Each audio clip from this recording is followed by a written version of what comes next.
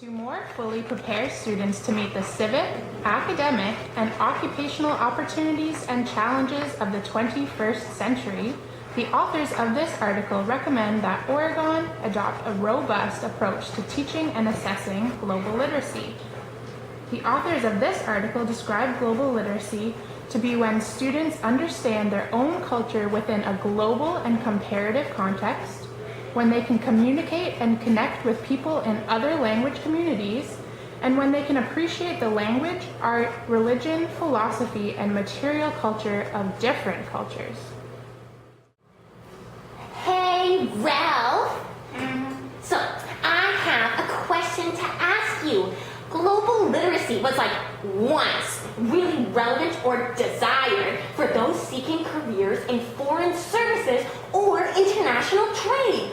However, in the 21st century, aka now, we're more connected than ever before. So, I guess my question is, what do you believe to be the most important aspect of global literacy? Well, Susan, I think one of the most important aspects is having a global perspective in the classroom, because so many students in Canada are from another country, having different religions, traditions, or a different home life. So global literacy in the classroom encourages students to talk about those differences in a safe and healthy environment.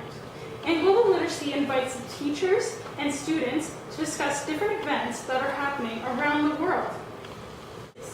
Oh, okay. Oh, I'm starting to get it now. So, it's important for students to develop a global literacy because they need to know what's going on all around the world. Yeah, Susan, but it's more than just knowing what's going on. It's about building a sense of global community. If students are able to demonstrate an understanding of the diverse cultures around the world, then they will be able to appreciate and value the various cultures within their own community and see how together we impact our global power, resources, and different opportunities. Oh man, thanks for explaining that to me. Well, let's see what our friends thought about that question.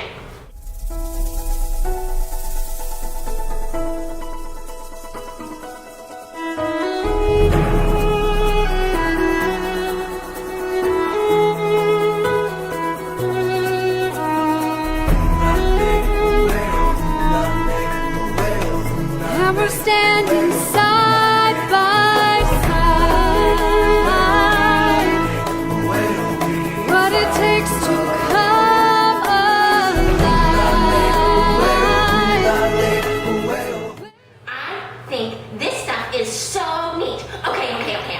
So, I totally think that this whole global literacy thing is for older kids because really, how do you expect a younger kid to understand concepts like citizenship, NGOs, trading agencies, cultural diversity, and other fancy words like global awareness and that kind of stuff? I don't know if you can incorporate this kind of stuff in a primary classroom. That's just nonsense. It's not nonsense. It actually makes total sense. You see, if you introduce these concepts at a younger age, then the student is introducing different cultures and races in the classroom too.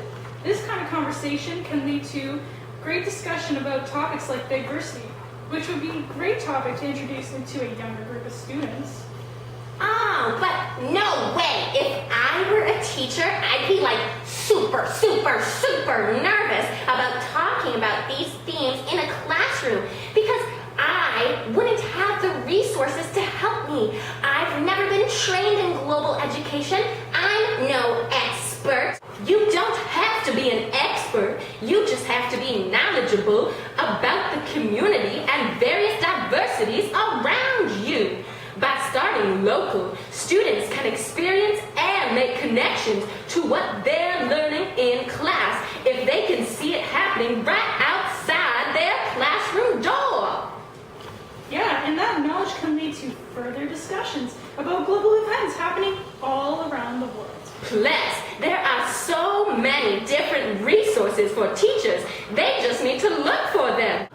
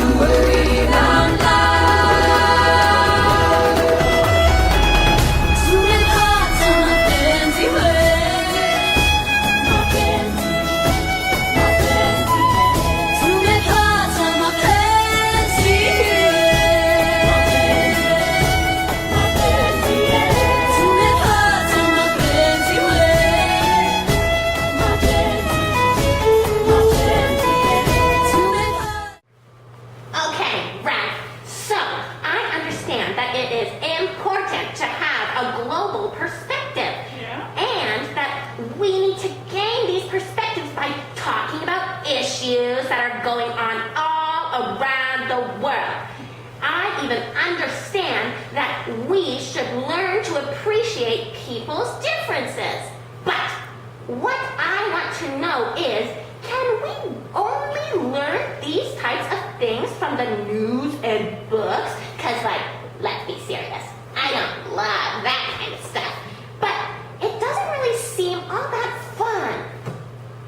No way. Global literacy can be learned by doing almost anything, as long as you were thinking about the different perspectives and understandings of others. A lot of people have gone on trips around the world. Have you ever been on a trip? Well, no. I'm from the IRC. The farthest I've been is Welch Hall. Well then, let me give you an example. Uh-huh. I went to Africa once. Uh-huh. It was a fun experience because everyone was speaking a different language than me, and the food was very different. Whoa, that is so cool. Oh man, I bet you learned a lot of things. So, like, why should we bother teaching kids that kind of stuff here in Canada? Well, let's think about that for a minute. I learned to accept people and cultures rather than comparing them. I think we have different cultures here in Canada. Speaking of different knowledge and different perspectives, let's see where some of our friends went. Yeah, let's do that now. Is this the world you want? You're making it every day you're alive. Is this the world you want? Is this the world you want? You're making it. The world feels so malicious with all our hits and misses. Feels like we're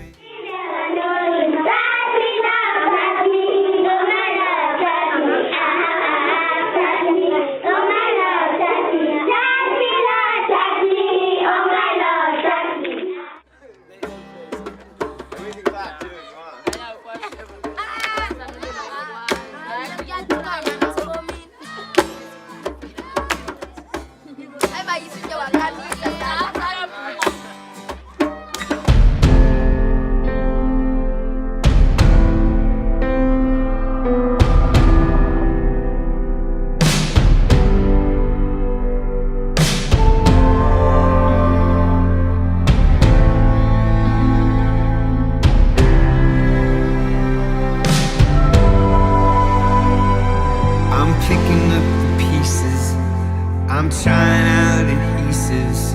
I'm trying to fix a place that feels broken.